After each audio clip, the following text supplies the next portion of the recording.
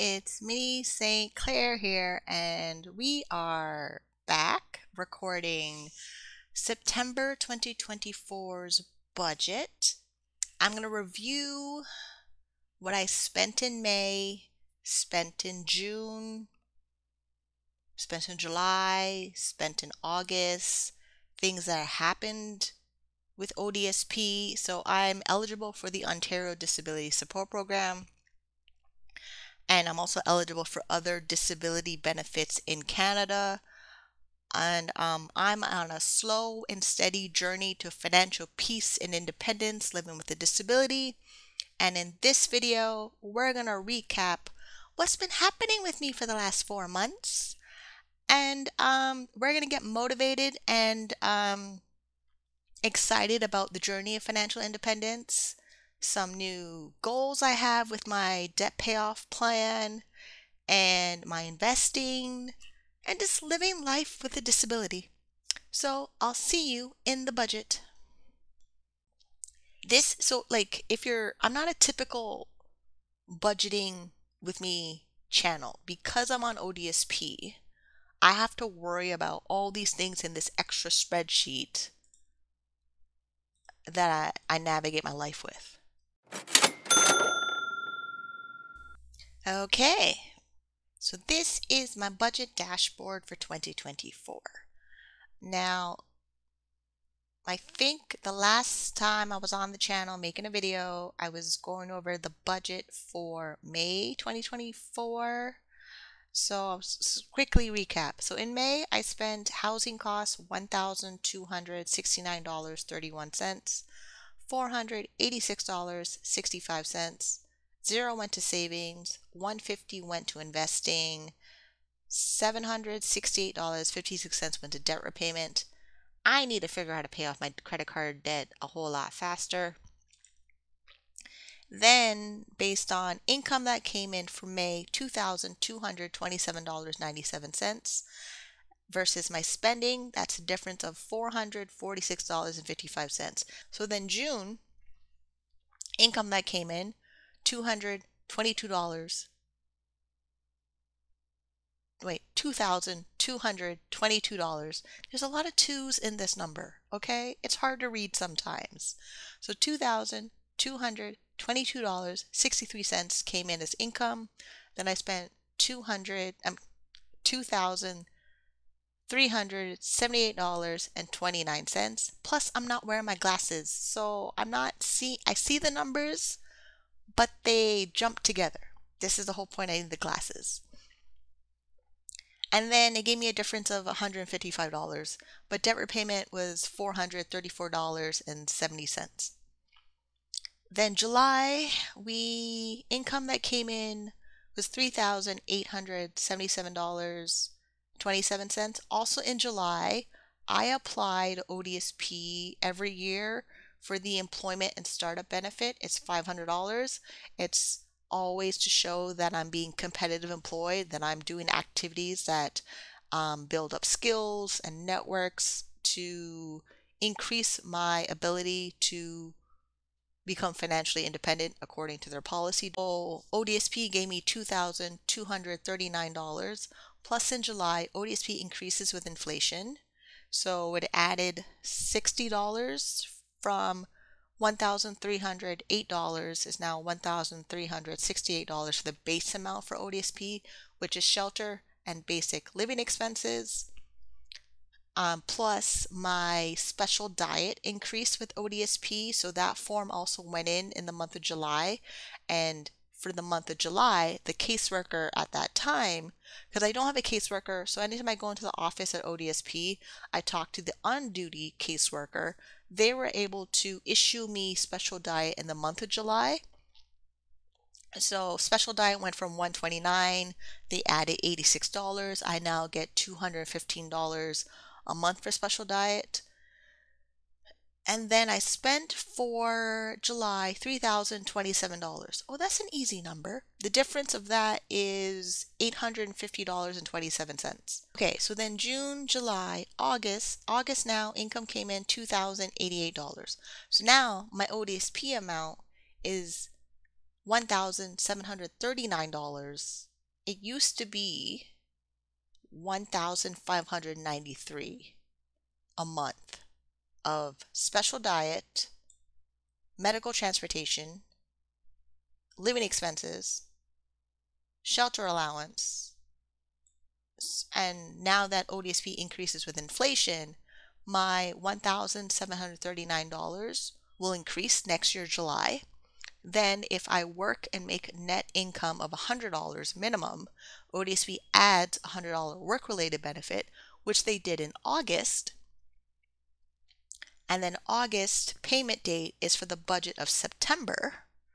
So that's why September ODSP's income is showing $1,839. So for the month of September, we're doing okay. Like today, I did a interview for a focus group, disability and the impact of COVID. I had to answer 5 questions. It was super emotional. Then I had to deal with, in the last 4 months, getting news about the Canada Disability Benefit. Then when I attend other meetings for groups that help people with a disability, it's a lot of people with different circumstances. And if they're on ODSP, they operate, most of them operate information from the Ontario Disability Support Program as inaccurate information or information that happened 5 years ago.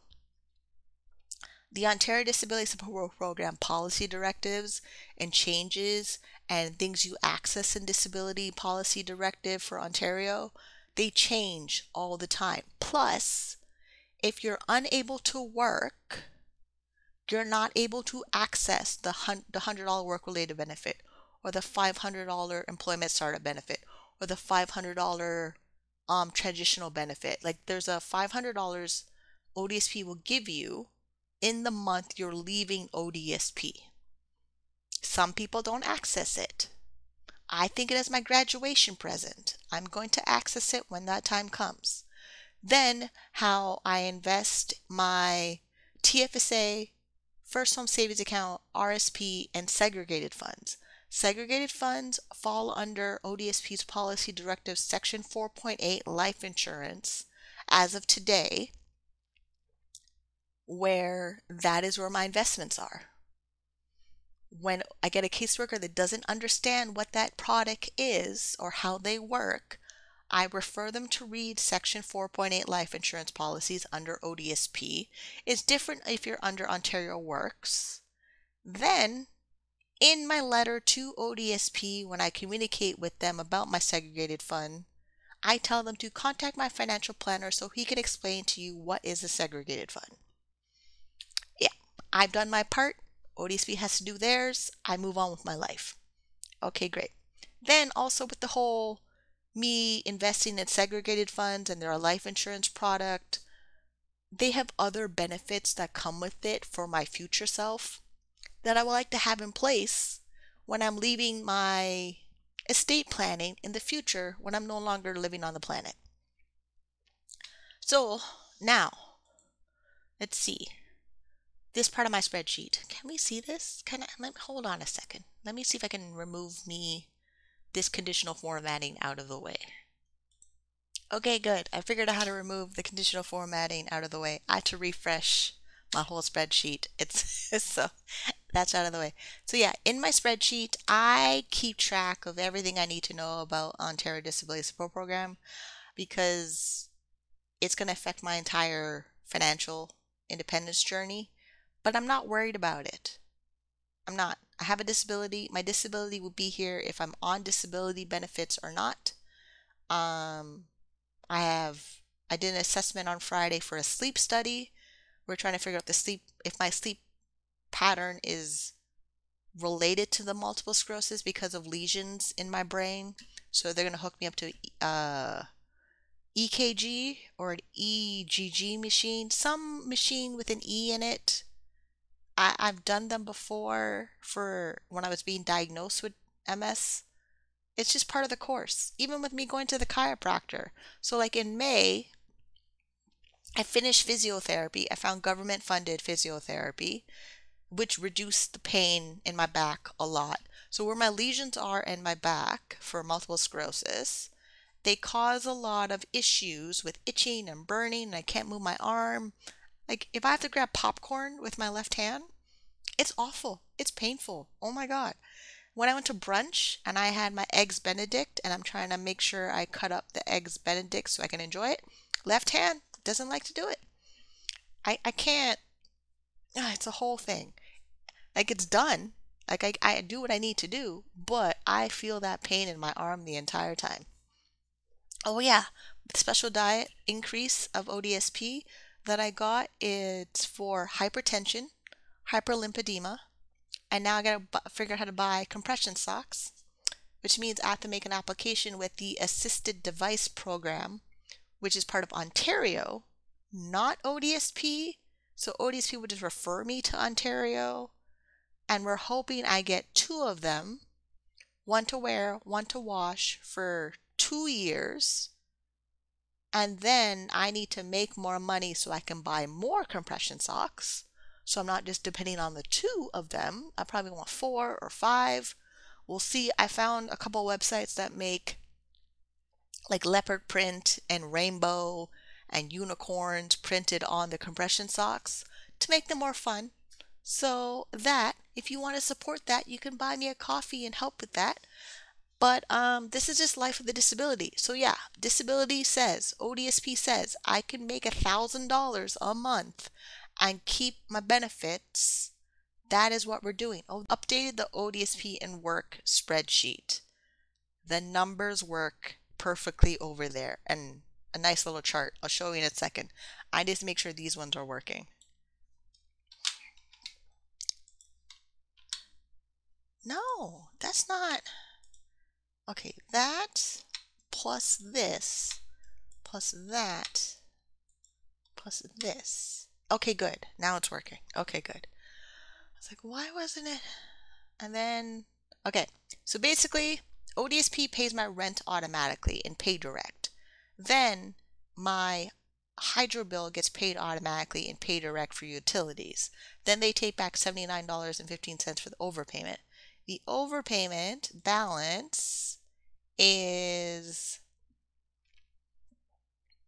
where is it? $3,026.21. According to my spreadsheet, it should be paid off in 38 months. I'm not worried about it.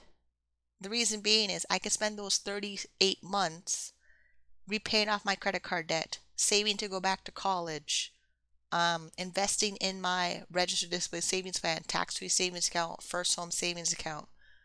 And then if my income taxes from the federal government give me room to contribute to my registered retirement savings plan, I will. Plus, next year, July 2025, I'm expected to apply for the Canada Disability Benefit because I have the disability tax credit.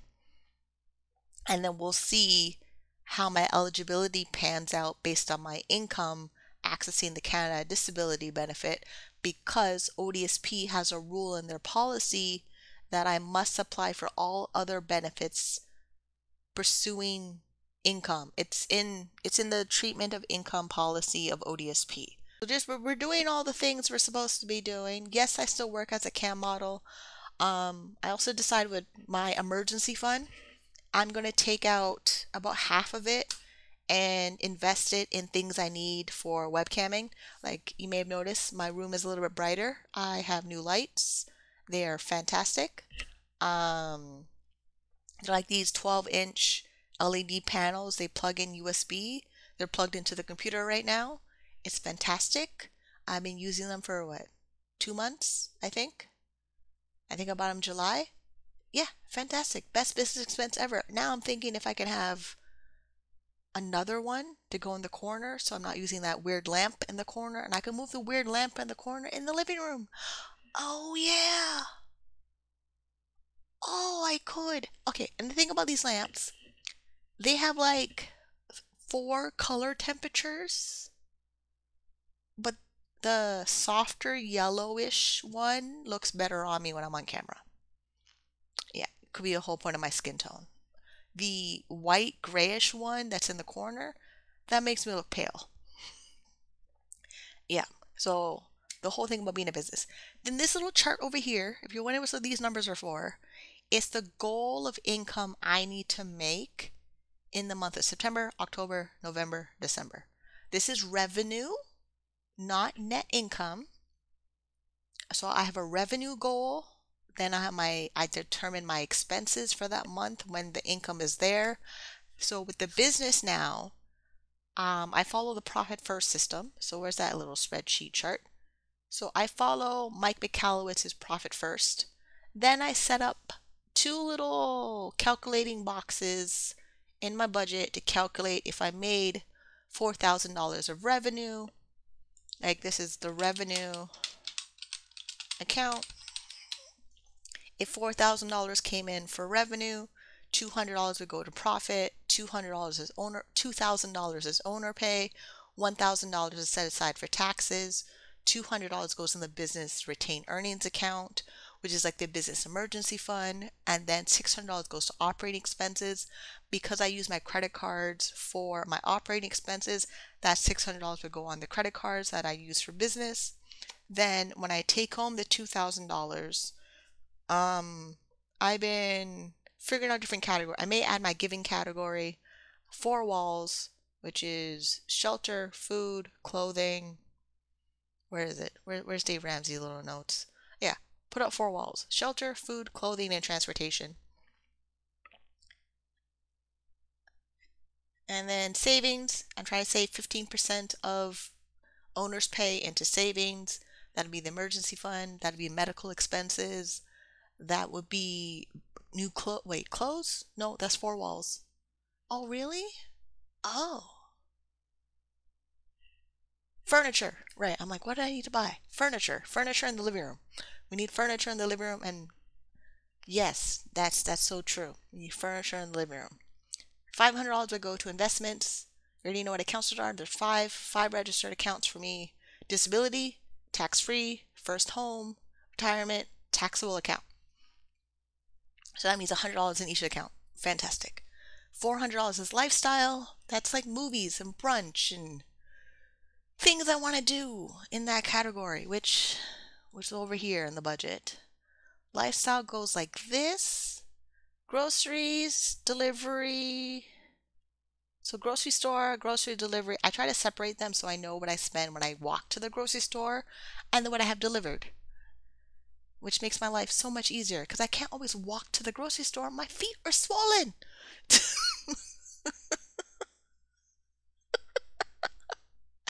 They are swollen. Then restaurants and takeout, laundry, household items, hair, makeup, beauty treatments. Then lingerie, clothes, shoes. I think also some of my lingerie could be a business expense because I wear them online for work. Gotta talk to the accountant. Then health and dental insurance. So with the Canada Dental Plan, they have a rule. If I get private health insurance, I need to cancel the Canada Dental Plan because they see if you can afford health for prescription, you're opting out of the dental package that they offer with private health insurances. So, and I've been working with an independent insurance broker. He's fantastic. He's been doing the research for me, double checking things. Because being on a disability, being on ODSP, they don't cover everything. Like me getting new lenses for my glasses, ODSP said they cover $120. The optical store said they cost $190. $70 difference. Where's that coming from? You know? Then critical illness, I learned that for all the other health conditions out there, I can get critical illness for a new diagnosis that excludes my pre-existing condition. I found a plan that'll give me good coverage. It's a one-time payout. I'll take the one-time payout while I have that in the background. It's $75 a month. While that's in the background, I'll beef up my investments and then we'll see how it lands in the future. Because it's offense and defense, pretty much. And I don't know which ones are which. I don't know. I know offense and defense, but I don't know. Then I need something for prescription, something for supplements. I probably have to go back and prescription for vitamin D with my family doctor. I'll talk about that in my appointment. Then wellness care. I need to go. My aging skin needs more treatment. I need more spot treatments. I need to get microdermabrasion, a facial consultation with a dermatologist to figure out what products I need to be using as my skin is aging because I want it to still look pretty. And fitness apps, wellness clubs, like, yeah. Ooh, savings, building my home gym. I need to do that because apparently with hypertension, lymphedema, there's not a lot of things that will cure it. There's actually no cure. You just live with it. So when I was reached, it's the compression socks, exercise. And I think yes on the exercise. So I went walking in July. I found a walking club where they just walk around the city and then they walk until they're tired, pretty much. When I'm walking in the beginning, like about 20-30 minutes, my leg hurts, like awfully hurt. Then if I keep walking, eventually it stops. So I need to figure out an exercise routine that helps my circulation where my feet are less swollen over time. That's it. Streaming services. I now have Netflix, my TV app.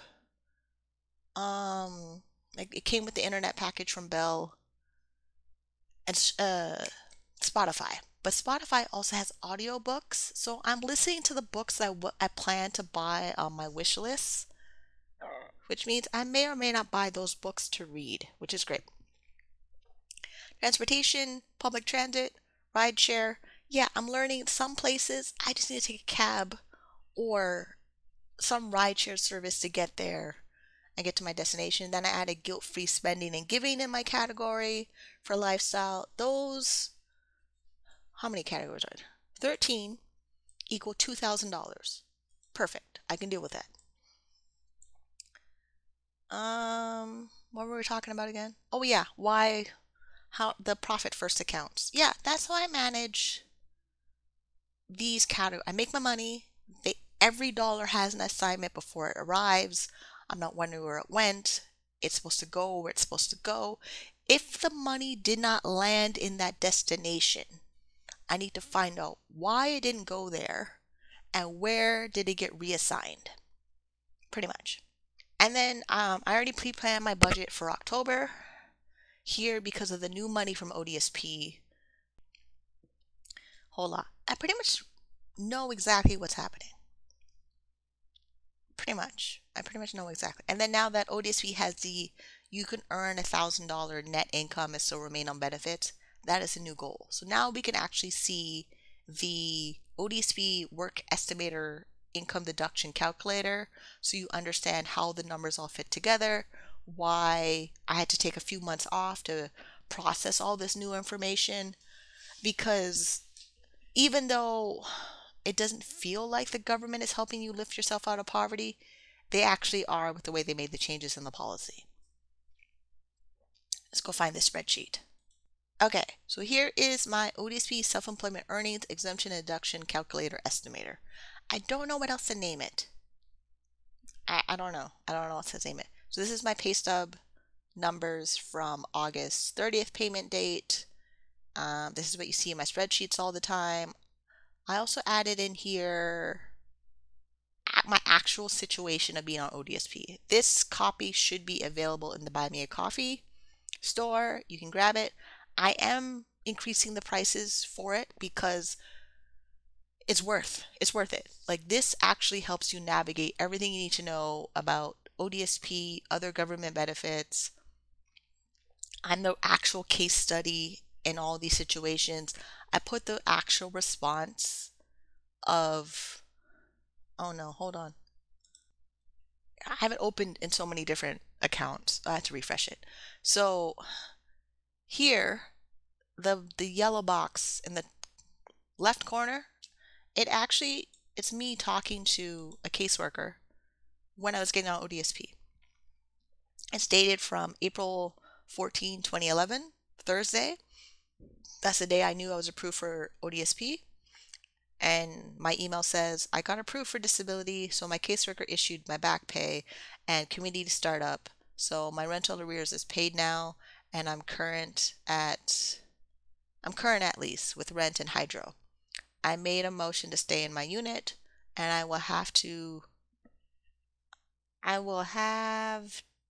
have another hearing, but as for right now, yes, I can keep my apartment, and since I'm on disability, they will be paying the rent and hydro directly.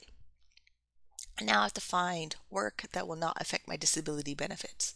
So back then, if you made money, disability got cut off by 50%. I didn't know that then. I knew that after I talked to the caseworker. Then that changed the $200 exemption, flat rate exemption in 2013. But because my income still is and was self-employment back then, when I reported my self-employment income, it never got added to my file because the caseworkers I had at the time didn't know how to do Section 5.4 self-employment. Now, everybody here watching, I know I talk about my disability a lot. You're probably wondering, what's your disability? I wrote them here in the little spreadsheet. When you get a copy of it and buy me a coffee, you can understand everything that's going on in my life. So, post-traumatic stress disorder, complex PTSD, social anxiety, social phobia, agoraphobia. Agoraphobia actually has disappeared, at least the opinion of the current counselor I'm seeing right now. We'll see, because there's referrals for me to see a psychiatrist in the future. We'll see if the agoraphobia is gone or not. Depressive disorder, also known as depression, major depressive disorder, bipolar disorder. So everything is here. Everything is here. You know exactly what my disability is and how I manage my disability for the purpose of increasing my life with financial independence. And we're waiting on my diagnosis for attention deficit hyperactivity disorder, the substance use. I've been sober for 4 years.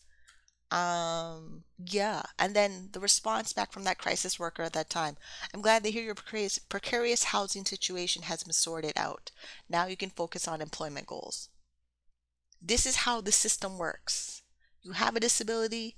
Yes, they acknowledge you have a disability. Yes, you could get financial support for your disability, but indirectly, directly, they want you to go back to work. I know there's people out here watching this and they're on ODSP and you're unable to work. That plan will not work for you long term.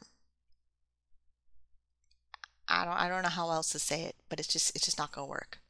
Then more in my email, August 13, 2013, multiple sclerosis is a condition that happens when the immune system attacks the brain and spinal cord. That's the condition I have on top of the first conditions first. So it's mental, then it's physical, it's chronic, it's annoying.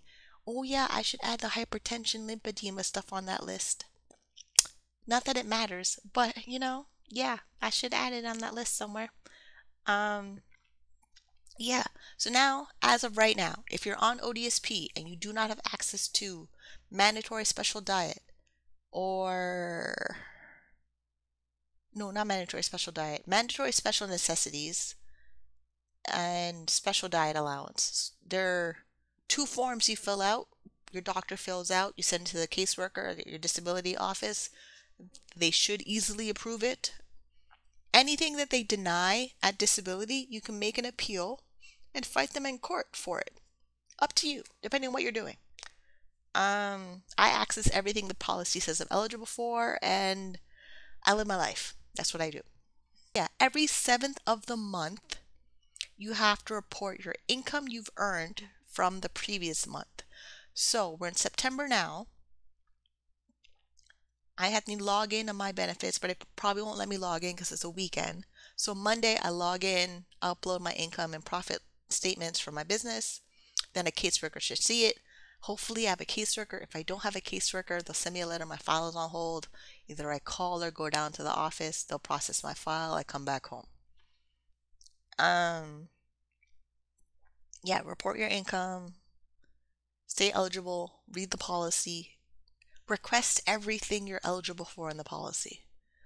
If you're on ODSP and you're doing all the things, income support and employment support, Access everything that's available to you in the policy. I made notes to everywhere it says it that you can access.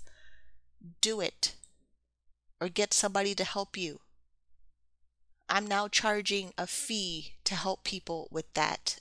There are charity organizations, social workers, and other people that do it already, and they already get paid a salary.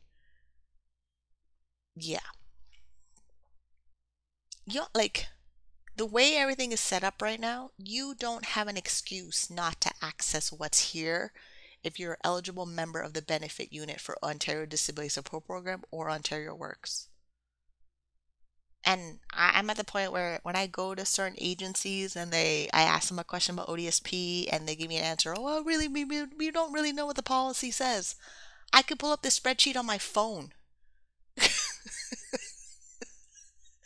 I could pull this up on my phone now and show it to them.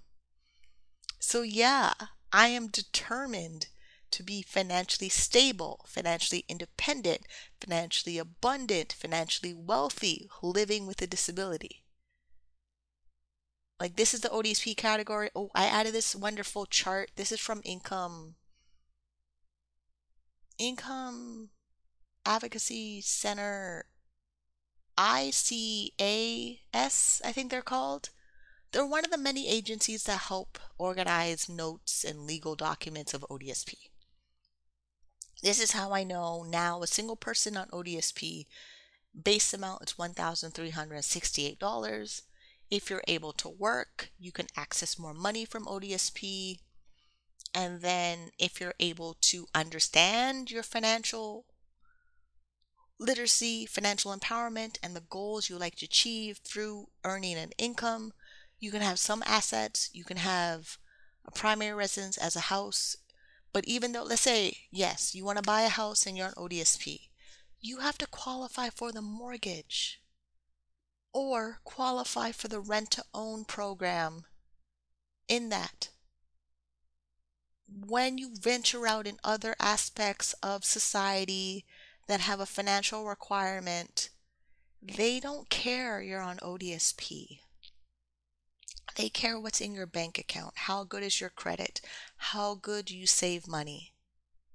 They care about your assets. They care about your income. They care about your credit report. The disability is like, oh, okay, great. You have a disability. Okay. Do you have a source of income to support this decision? Credit cards, same thing. I called a credit card company about increasing a credit limit. They asked me, what's your income? Are you working here at this company? I said, yes. That's it. It's not, oh, I'm on this. If I said ODSP in my credit card application, it would be denied. There's a reason I'm doing these things, so that I go in spaces and I get, yes, you're approved. Yes, we can help you. Oh, no problem. When are you going to make your next appointment? Because when you say you're on ODSP, you literally cut yourself off from options. And that's your only source of income. So me doing all these wonderful videos, documenting the process, showing you all of my emotions. I've recorded this thing so many times. You know how many times I get super emotional recording this video? A lot. A lot. But I know every dollar that goes into my investments, my portfolio, I am one step closer to lifting myself out of poverty. The government's not going to do it. Even if they change policies in the future, they're not helping everybody. The Canada Disability Benefit is a prime example of that. You still have until September 23rd to send in your feedback for the Canada Disability Benefit in hopes they change regulation on that right now. I'm already required to apply for it. Remember when I told you that? Where was that little thing? Obligation to pursue potential source of income. Let's go read it. Here we are. ODSP's Policy Directive, Section 5.1, Definition of and Treatment of Income. Remember where it said obligation to pursue sources of income right here. All right, this little box right here. Application recipient must demonstrate reasonable efforts to obtain any financial resources to which they or their dependents may be entitled within a reasonable time frame. Applicants must provide all necessary information and supporting documentation to show that they are making every reasonable effort to obtain available income. Failure or refusal to make reasonable efforts to secure available income may result in income support being refused, canceled, suspended, or reduced by an amount equal to the income deemed available. Applicants which dependent children who are eligible to receive Ontario Child Benefit and Canada Child Benefit must demonstrate reasonable efforts to obtain these financial resources. Failure to make reasonable efforts to secure the Ontario Child Benefit or the Canada Child Benefit income may result in refusal of the transition child benefit. For more information of the transition child benefit, please refer to ODSP Policy Directive 9.20. I don't have any children. That part doesn't apply to me. But if you're listening to this video and you heard me read through all those things and you're on ODSP, you're required to do what it just said. Yeah. Like, let's say you think you don't qualify for that thing. You have to apply, get a denial letter from that thing, send it to disability. You cover your butt. There you go. Reasonable effort. I did that. It said I'm denied. Here you go. Leave me alone. that is it's you signed this when you signed up for ODSP. Yeah. I don't know how to describe it. Hold on, let me go back to the other stuff. Okay, so we're back in my ODSP income deduction calculator estimator. This thing is wild.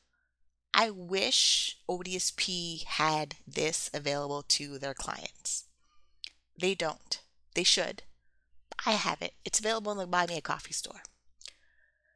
This changes everything for me, which means I have to make reasonable effort to earn an income that shows I'm being competitive employed under Section 5.4 and employment supports. Because you just saw me read obligation to pursue sources of income. Obligation to pursue sources of income for me is running my business of self-employment. I'm doing that. That's also sometimes where people are wondering when you're on ODSP and they put your file on hold claiming that you need to report your income. You need to show them you're making reasonable effort to earn an income. If you're unable to do that, you have to show your reason of not doing that is because of the nature of your disability. As long as you're on ODSP, you will constantly have to do that over and over again. Now that I made this wonderful spreadsheet, I know down to the penny if I'm eligible for ODSP in the month that I make money, based on operating my business as a business owner, making sure I'm following the rules of Ontario Disability Support Program and the Canada Revenue Agency when I file my income taxes. The level of things that I have to remember. A good thing I wrote it all down in these spreadsheets. Good thing I write it all down in the spreadsheets. Now we're still in the beginning of September. I still have about 22 days to make as much money as I can in the month of September. And I determined for me to be in a solid position of doing that, I need to take out the money out of my emergency fund, use it to reinvest in my business, replenish my emergency fund, complete baby step 1 of Dave Ramsey, $1,000 that starter emergency fund. Where's that? Wonderful baby steps. Here, Dave Ramsey baby steps. The reason I refer to these baby steps all the time, they keep you on track. There's no confusion of what to do with your money if you're following Dave Ramsey baby steps. $1,000 emergency fund. Do you have that? Yes? Okay, great. Pay off debt. Oh, debt is paid off? Okay, great. 3 to 6 month emergency fund. Oh, I have $5 to $20,000 of emergency fund. Okay, great. Are you investing 15% of your income into retirement? Minimum. Great. Yeah, children going to college? Okay. Are you doing that? Okay. Pay off the house early? Okay, great. Like, there's no confusion at all what I need to do. At all. Not even if I mix up the plan because of policy directives for disability being in Canada, it still goes back to that. I need to make sure I always have $1,000 in my savings account for personal household. Then I need to make sure my business has its own retained earnings put away there. And then with the policy directive of ODSP, hold on a second, back to that spreadsheet. Okay, we're back. So I'm back in my ODSP income calculator spreadsheet. And remember I said I have links and notes everywhere? So remember I said that I'm doing Dave Ramsey's baby steps. I'm using my emergency fund to invest in my business. Then I could replenish my emergency funds. One for personal, one for business. What ODSP says, maximum cash available I can have in the business is $5,000. It's in section 5.4. Available cash in business. Total asset limit for the business is $20,000. This is like equipment, and if I was running a farm, it would be the tractor trailer, things like that. Then they have this weird way that your business assets roll over as personal assets if they've been there for 12 months. It's in section 5.4. I remember reading it. I have to go back and read it. I'm not worried about it because of the way my business operates. Then the asset limit, there's non-exempt asset limits. There's exempt asset limits. There's business asset limits. There's non-earned income. There's earned income. You kind of have to remember all of them. So when I put this tab, I had it here. Oh, okay, good. Because non-earned income and then earned income. Okay, earned income is from employment or net income from small business. Non-earned income would be loans, cash advances, in there. Because when I went back and read section 5.10 loans, you try to memorize all these things. It is hard to do. It's in there. Okay, it's here. I add it now. Yeah. Like I said, I read the policy so much. I can memorize it, find it, tell you. I could summarize almost every section in the policy. And I find it funny when I contact like any of the agencies that claim to help people with a disability find employment or benefits or any, they don't know this stuff. I do. So now I need to figure out how I can get paid to teach them this stuff because they don't know it. Yeah. That's what we're doing. Yeah. So non-earned income, non-earned loans, cash advances. I should probably just put non-earned income and then copy loans and put it beside non-earned income. Yeah, and then this is like, actually no, partial is the life insurance section, 4.8. 100% exemption, registered disability savings plan, and when you're attending full-time post-secondary education, all your income and assets are fully exempt when you're a full-time student going to a recognized educational institution. Ontario College, university, they even recognize if you're going to a university or college outside of the province. But then it messes up other things. Because if you're not in the province, you don't get the full benefits of ODSP. Because when you're declaring your resident status in ODSP that they make you do every month, they need to know that if how long you've been out of the province for 30 days in there. So yeah, it's in there too. So like I'm not a typical budgeting with me channel because I'm on ODSP. I have to worry about all these things in this extra spreadsheet that I navigate my life with. And then I had to make this extra calculator to figure out net income, like back to the spreadsheet. So minimum amount, if I make $1,000, I keep my benefits. So if I make $1,000 net income, I get my $100 work-related benefit. I'm getting my $1,739 from disability. Then my total income, $1,000 net from the business plus $100 work-related benefit, totals $2,839. Fantastic. You see me budget that money all the time in my budget. Right here. Dashboard. Here, look. 2020, 2,500, 1,600, 1,900, 2,200, 2,200, 3,800, $2,088, $1,915. I know how to budget $2,839. It goes in category housing, lifestyle, savings, investing, debt repayment. Now, one last thing before I say goodbye and see you on the next one. My net worth, I'm tracking that too. Majority of that is my registered disability savings plan. It is super fantastic having that account and invested properly in investment products. I understand. Mutual funds, ETFs, segregated funds, S&P 500, S&P 60, real estate fund, global dynamic fund.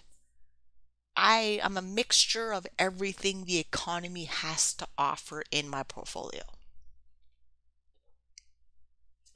It's fantastic. It's super fantastic. And just to keep me on my toes, all those little links to the sections, policy, directive of ODSP, I will click on one of them, read something new, and learn something new. Like vision care. The vision care form that you get, you have to fill it within 30 days or it becomes expired. Dental drug benefit. My dentist said any patient that's receiving ODSP, they must also apply for the Canada Dental Plan so that they can rotate between ODSP's dental coverage and the Canada Dental Plan coverage. Then, when I know my budget allows it, I'm going to buy my own private health, dental, vision care plan with the maximum benefits I can get from it. And that's the whole point of having a financial planner, an insurance broker, an accountant, a lawyer, everybody on your team. So, I've talked for a whole hour. Everything that's been going on since May, June, July, August, September. I will see you on the next one. If it's the first time you're seeing my face and want to see more of this face, I am a Canadian living with a disability on a journey to financial independence, and I'm making wonderful progress on that journey. If I stop right now, I will be below the poverty line. Like if I stop investing, I don't touch my accounts. I just, I give up. I'm not going to put money in my account. I'll be poor. Financially poor. Definition based on the government. I have to continue as long as I can. I already know I'm eligible for disability. I read all the damn documents. They're all linked here. So the other tabs, this one's ODSP in Ontario Works, that section. Then I have a whole tab for the federal government of all their programs. I stayed up till 4 o'clock in the morning putting this all together. I know exactly what's out there. It doesn't look good. It's not a good offer. I need a better offer. And the better offer is my budgets. Here, disability savings plan. this pie chart needs to get bigger. The dark blue needs to go around in the big circle, max out my registered disability savings plan before December 31st. Then my tax-free savings account contribution room in there is $94,500. I would like to put more money in there. First home savings account, I need to be able to put that in there so I can buy a house. Retirement savings plan, yes, I'll put more money in there as soon as I'm eligible for it. Taxable account that I opened in January, there's $200 in there. It's growing real nicely. I don't aggressively put money in there, but I probably will over time. So if this is motivating you to get on your financial independence journey, fantastic. I am done. I have to press end the video, edit the video, see what I'm keeping, see what I'm not, and I will see you on the next one. Smooches. Bye.